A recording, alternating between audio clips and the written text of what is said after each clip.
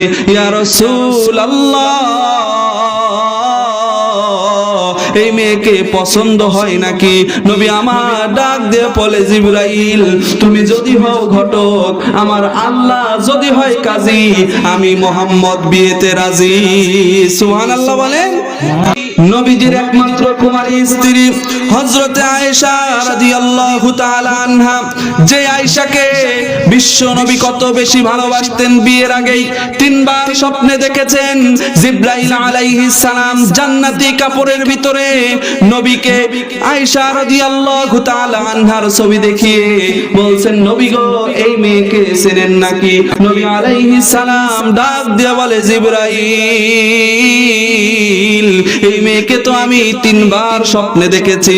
ও জিবরাইল বলো বলো এই মেয়েটা কার মেয়ে? জিবরাইল আমিন বলে, নবী গো এই মেয়েটা আপনার বন্ধু আবু বকরের মেয়ে। ইয়া রাসূলুল্লাহ, এই মেয়েকে পছন্দ হয় নাকি?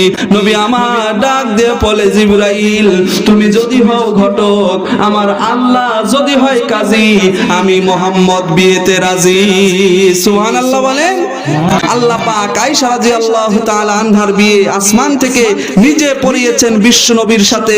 আল্লাহ পাক আসমান থেকে আয়েশা রাদিয়াল্লাহু তাআলা আনহার বিয়ে দিয়েছেন, বলেন সুবহানাল্লাহ। হযরত আয়েশা রাদিয়াল্লাহু তাআলা আনহা এমন একজন মানুষ যার কারণে আমরা তায়াম্মুমের বিধান পেয়েছি।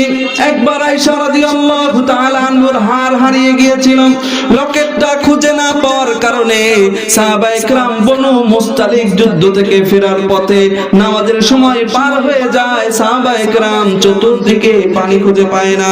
আল্লাহ বললেন, ও আমার নবীর উম্মতেরা, ও আমার নবীর উম্মতেরা, নবীর সাহাবীরা, চিন্তা করো না, পানি পাও না, নামাজ কাজা করার সুযোগ নাই। ফালাম তাজিদু মাআন ফাতায়াম্মামু সাঈদান তাইয়িবান ফামসাহু বিওুজুহিকুম ওয়া আইদিকুম বিন, পবিত্র মাটি দ্বারা, পবিত্র বালু দ্বারা তায়াম্মুম করে নাও, আমি আল্লাহ তোমাদের ইবাদতটাকে কবুল করে নেব। সুবহানাল্লাহ। এই আম্মা জান আয়েশা রাদিয়াল্লাহু তাআলা আনহার জন্য আমরা তায়াম্মুম পেয়েছি। আয়েশা রাদিয়াল্লাহু তাআলা এমন একজন নারী ছিলেন যিনি 2210টি হাদিস বর্ণনা করেছেন। তিনি হাফেজে হাদিস ছিলেন, লক্ষ লক্ষ হাদিস তিনার মুখস্থ ছিল। সেই আম্মা জান আয়েশা রাদিয়াল্লাহু তাআলা আনহা থেকে আমাদেরকে শিক্ষা নিতে হবে। তিনি যেমন হাদিস মুখস্থ করেছেন, ইলমে দ্বীন অর্জন করেছেন, জ্ঞান চর্চা করেছেন।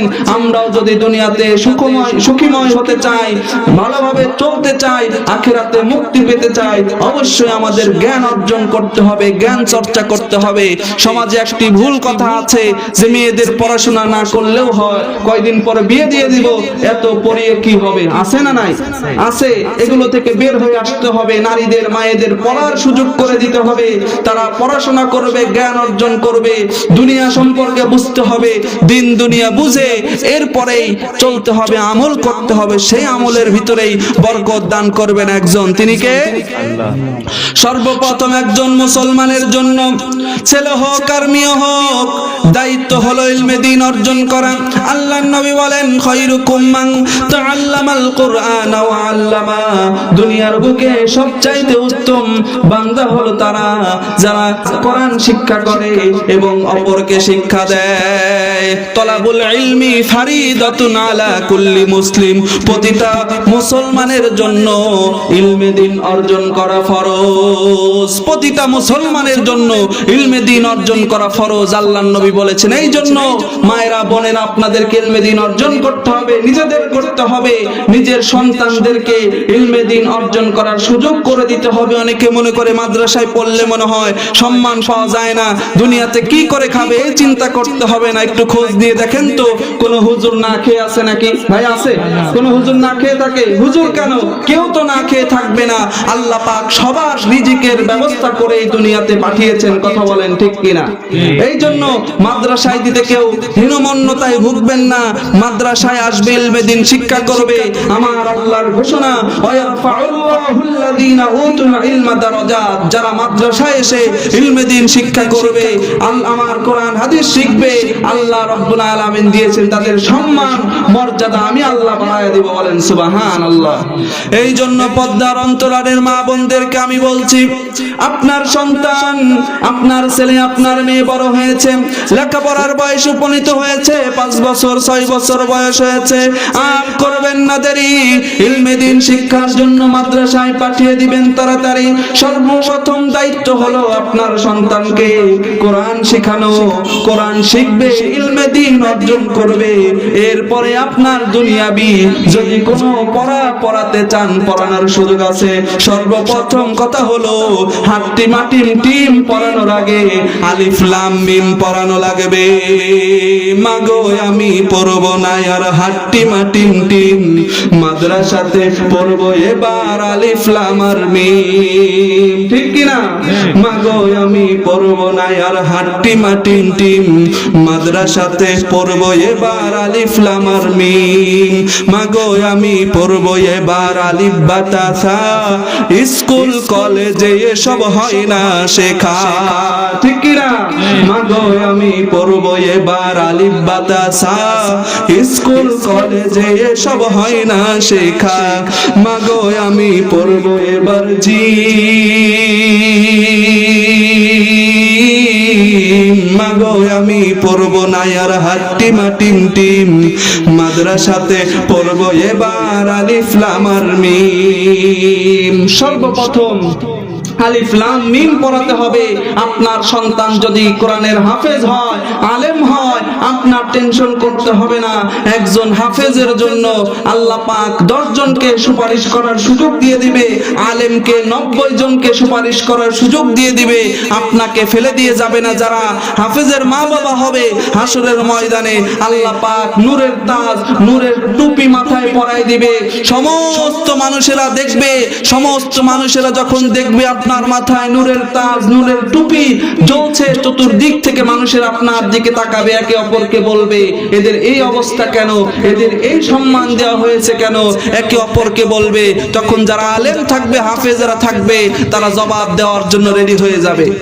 হাসরের ময়দানে একে অপরকে প্রশ্ন করবে, দুনিয়ার বুকে তোমরা কি এমন কাজ করেছো, কি এমন ইবাদত বন্দেগী করেছো যার কারণে তোমাদেরকে এত সম্মান দেওয়া হয়েছে, যার কারণে তোমাদের সম্মান মর্যাদা এত বৃদ্ধি করা হয়েছে। তখন সেই হাফেজের মা বাবা জবাব দিবে, আমরা তেমন কোনো আমল না করতে পারলেও আমার সন্তানকে মাদ্রাসায় পড়িয়েছি, আমার সন্তানকে ইলমে দ্বীন অর্জনের সুযোগ করে দিয়েছি, আমার সন্তানকে হাফেজ বানিয়েছি, যার কারণে আমার আল্লাহ আমাকে এই সম্মান দান করেছে। বলেন সুবহানাল্লাহ।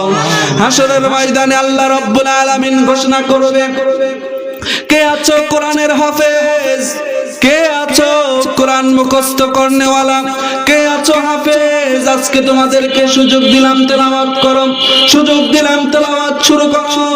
তুমি যে কোরআন মুখস্থ করো, তেলাওয়াত শুরু করো। একজন হাফেজ আউযু বিল্লাহ বলে, বিসমিল্লাহ বলে তেলাওয়াত শুরু করে দিবে।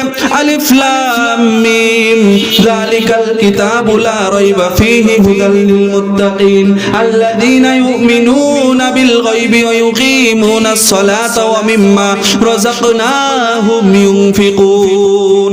এইভাবে একজন হাফেজ কোরআনের তেলাওয়াত শুরু করে দিবে, চোখ বুজে তেলাওয়াত করতে থাকবে। যে সময় সূরা নাস শেষ করবে, মিনাল জিন্নাতি ওয়ান নাস, আল্লাহ বলবেন ও কোরআনের হাফেজ, এতক্ষণ যাবত কোরআনের তেলাওয়াত করছিলে চোখ বুজে, আর চোখ বুজে থাকতে হবে না, তেলাওয়াত শেষ করেছো, এবার চোখটা খোলো, আমি আল্লাহ তোমার জন্য আশ্চর্যজনক পুরস্কারের ব্যবস্থা করেছি। পুরা কোরআন তেলাওয়াত শেষ করে একজন হাফেজ যখন চোখটা খুলবে, চোখটা খুলতে দেরি হবে 6666 তলা জান্নাত আল্লাহ পাক তাকে দান করে দেবে। সুবহানাল্লাহ বলেন। চোখ খুলেই দেখবে 6666 তলা ভবন আল্লাহ পাক তাকে দান করেছে। এত সুন্দর নাজ নিয়ামত সে পেয়ে যাবে, ভবনটা দেখে সে বিস্মিত হয়ে যাবে। সে বলতে থাকবে আল্লাহর কত বড় নিয়ামত, আল্লাহ আমাকে এত ভালোবেসে এত বড় জান্নাত দান করেছে। আপনাদের কাছে প্রশ্ন, আমার মা বোনেরা যারা শুনছেন, একজন হাফেজকে 6666 তলা জান্নাত আল্লাহ যদি দেয়, এত বড় ভবন আল্লাহ দেয়, সেই ভবন তো আর ফাঁকা পড়ে থাকবে না, সেই সেই ভুবনে তো আপনি সেই হাফেজ একা থাকবে না, হাফেজের মা বাবা থাকবে। হাফেজকে যারা ভালোবেসেছে, যারা হাফেজকে হাফেজ হওয়ার জন্য সহযোগিতা করেছে, মাদ্রাসায় যারা সময় দিয়েছে, দান করেছে, তাদেরকেই আল্লাহ পাক সেই জান্নাতের ভিতরে থাকার সুযোগ করে দিবে। একদম জাহান্নাম ওয়াজিব হয়ে গেছে এমন 10 জন ব্যক্তিকে একজন হাফেজ সুপারিশ করে জান্নাতের সার্টিফিকেট দিতে পারবে। বলেন সুবহানাল্লাহ। এই জন্য মায়েরা বোনেরা, আপনার সন্তানদেরকে সর্বপ্রথম চেষ্টা করেন হাফেজ বানানোর। এরপরে আপনার যদি মন চায় ডাক্তার, ইঞ্জিনিয়ার, অন্যান্য বানাবেন বা আলেম বানাবেন, সব বানাতে পারবেন। আমরা দেখেছি কোরআনের হাফেজ হওয়ার পরেও দুনিয়ার আখিরাতের দিকেও এগিয়ে গেছে। দুনিয়ার পথেও অনেকে কোরআনের হাফেজ, আবার ডাক্তার, কোরআনের হাফেজ, ইঞ্জিনিয়ার আছে না নাই? কোরআনের হাফেজ বড় খেলোয়াড়, ক্রিকেটার হয়েছে, এরকম অসংখ্য নজির আমাদের কাছে আছে। এই জন্য নিজের সন্তানদেরকে সর্বপ্রথম দায়িত্ব হলো কোরআনের দিকে আনবেন, কোরআনের মাদ্রাসায় দিবেন। মাদ্রাসায় পড়লে আল্লাহ পাক সম্মান বাড়িয়ে দিবে। মাদ্রাসায় পড়লে কেউ না খেয়ে থাকবে, দুনিয়াতে ভালোভাবে চলতে পারবে না, এই চিন্তা ভাবনা বাদ দেওয়া লাগবে। কথা বলেন ঠিক কিনা? এই জন্য 3 নাম্বার যেই মেয়ের কথা বললাম, আয়েশা রাদিয়াল্লাহু তাআলা আনহা। আয়েশা নবীজির একমাত্র কুমারী স্ত্রী, ইনার থেকে শিক্ষা হলো জ্ঞান চর্চা করতে হবে। মা বোনেরা, আপনারা বাড়িতে বসে জ্ঞান চর্চা করবেন, বই পড়বেন, কোরআন হাদিস সম্পর্কে জানবেন। নিজেরা যদি না পড়তে পারেন, এলাকায় অনেক তালিম হয় যেগুলো শুদ্ধ, কোনো ভণ্ডামি নয়, সেই তালিমে বসবেন, আল্লাহ রাসূল সম্পর্কে জানবেন। আল্লাহ পাক দুনিয়াতে শান্তি, পরকালে মুক্তির ব্যবস্থা করে দিবেন। কথা বলেন ঠিক কিনা? পর্দার অন্তরালের মা বোনেরা, আমার 3 জনের কথা বললাম। 4 নাম্বার একজন মহিয়সী নারী আছে যার জীবন থেকে আপনি শিক্ষা নিতে পারেন। নবীজির প্রথম স্ত্রী, যাকে সবচাইতে বেশি ভালোবাসতেন, আম্মা জান খাদিজা রাদিয়াল্লাহু তাআলা আনহা, যিনি নবীকে সবচাইতে বেশি ভালোবাসতেন, নবীও সবচাইতে বেশি ভালোবেসেছেন। এত বেশি ভালোবাসতেন, নবীর সাথে 3 বছর জেল খেটেছে। সুবহানাল্লাহ বলেন। কেমন ভালোবাসতেন, কেমন স্বামী ভক্ত ছিলেন যে স্বামী জেলখানায়, স্ত্রীও চলে গেছে জেলখানায়। আমাদের ভিতরে অনেকেই তো বিভিন্ন সময় জেলখানায় যায়, অনেকে ভুল করে যায়, অনেকে ভুল না করেও যায়। জেলে যাওয়ার আগে কোন স্ত্রীকে দেখেছেন স্বামীর সাথে গিয়ে জেল খাটছে? আছে নাকি? এরকম নাই। আম্মা জান খাদিজা রাদিয়াল্লাহু তাআলা আনহা এত স্বামী ভক্ত ছিলেন, স্বামীর সাথে 3 বছর জেল খেটেছেন। বলেন না সুবহানাল্লাহ। এখান থেকে আমাদের শিক্ষা নিতে হবে, আমাদেরকেও স্বামী ভক্ত হতে হবে। স্বামী ভক্ত যদি হতে পারেন, স্বামী আপনার জান্নাতের জন্য যথেষ্ট হয়ে যেতে পারে। বলেন সুবহানাল্লাহ। আবার অনেকে বলতেছেন পর্দার ভিতর থেকে যে মনে মনে চিন্তা করছেন যে হুজুর স্বামী ভক্ত হব। স্বামীরও তো আমাদের ভক্ত হওয়া লাগবে। হ্যাঁ, স্বামীরাও আপনাকে ভালোবাসবে, স্বামীরাও আপনাকে ভালোবাসবে। আপনার দায়িত্ব হলো আপনি স্বামীর মন জয় করার চেষ্টা করেন, স্বামীরাও আপনাকে ভালোবাসবে। যারা যুবকরা শুনছেন, আপনাদেরকে বলছি, যারা পুরুষরা শুনছেন, আপনারা স্ত্রীদেরকে ভালোবাসবেন, তাদেরকে সম্মান করবেন। সম্মান পেতে হলে সম্মান দিতে হয়। আপনি তাদেরকে সম্মান দিবেন না, আপনার মুখ থেকে একটা সময়ও ভালো কথা বের হবে না, একটা সময়ও তাদের প্রশংসা বের হবে না। আপনার মতো স্বামীকে তারা সম্মান করবেও না। এই জন্য মায়েদের বোনদেরকেও বলছি, আপনারা স্বামীদের ভক্তি করবেন। আমার পুরুষ যারা আছেন, বিয়ের আগে তো কত কথা ছিল, কত প্রেম, কত রোমান্টিকতা, এগুলো বিয়ের পরে শেষ হয়ে যায়। এগুলো করা যাবে না। আপনার স্ত্রী যদি আপনাকে কিছু বলে, আপনি তাকে রোমান্টিক ভাবে উত্তর দেওয়ার চেষ্টা করেন। আপনার স্ত্রী বলছে যে স্বামী গো আমার বুকে তো ব্যথা করে, আপনি একজন রোমান্টিক পুরুষ, আপনি তখন উত্তর এইভাবে দিতেই পারেন, তোর বুকের উপর রাখিব মাথা, জড়িয়ে দিব বুকেরও ব্যথা। রোমান্টিক ভাবে দিতেই পারে নাকি?